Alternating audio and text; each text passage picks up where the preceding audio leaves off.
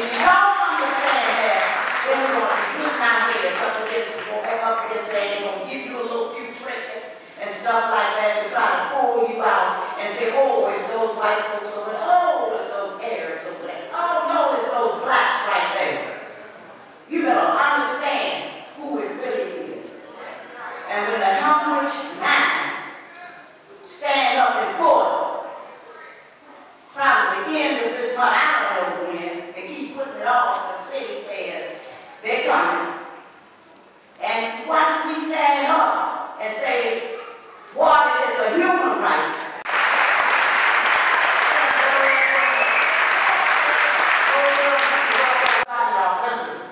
they're not just attacking black businesses that are being run out of downtown Detroit as we speak. The city of Detroit engaged under the emergency manager in over 31,000 water shutoffs last year. It's a crisis. The National Nurses United came here on July the 18th, and they helped us to organize a mass demonstration of thousands of people to downtown Detroit. The National Nurses United is the largest healthcare professional union organization in the United States. They declared a public health emergency here in the city of Detroit based upon the thousands of households that are living in the city with no water resources. This is genocide, brothers and sisters. They want us out of here.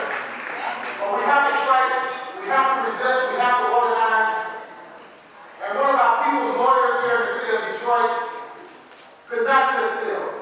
She organized a well-talented legal team from around the country. And they actually intervened in the bankruptcy along with Jerry Goldberg and others. And filed a class action lawsuit to stop the water shutoffs. So I'm going to bring up the lead attorney in this struggle. She has filed an appeal to Judge Rose's unconstitutional and unjust ruling. Let's have a warm welcome for people's lawyer, Alex Jennings.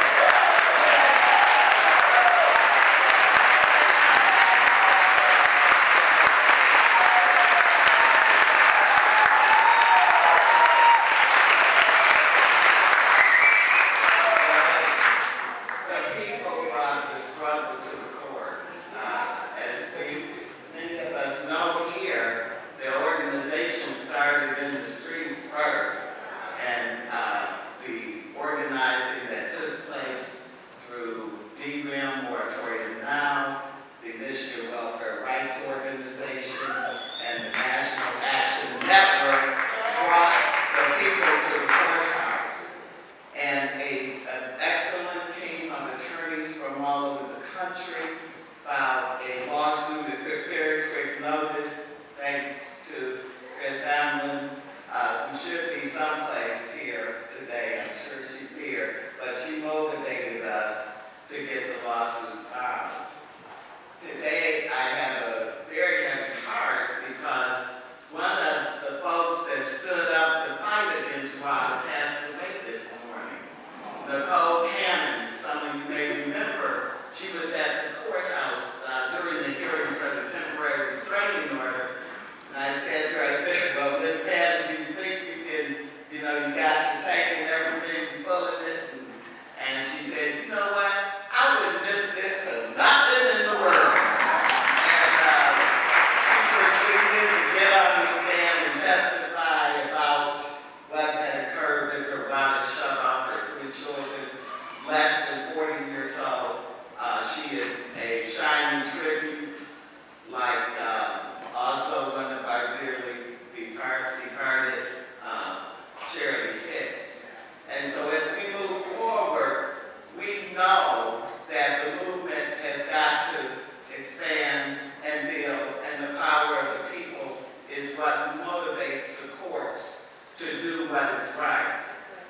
Martin Luther King in the 60s said that the 3 triple heads of racism, militarism, and what's the other one? I'm sorry, not so literal.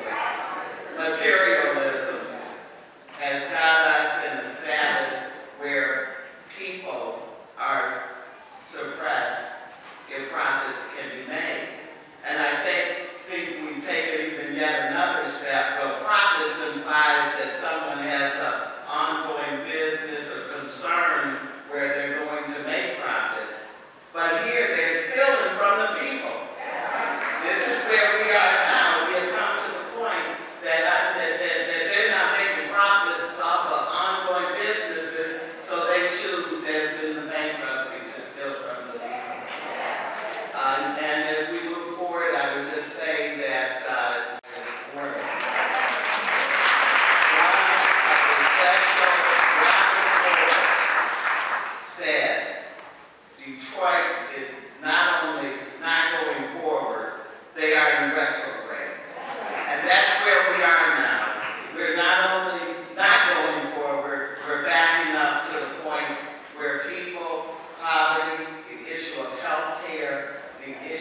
employment, the issue of what's going on with 62,000 foreclosures in our community, and water still being cut off, even as we probably said, well, they may have.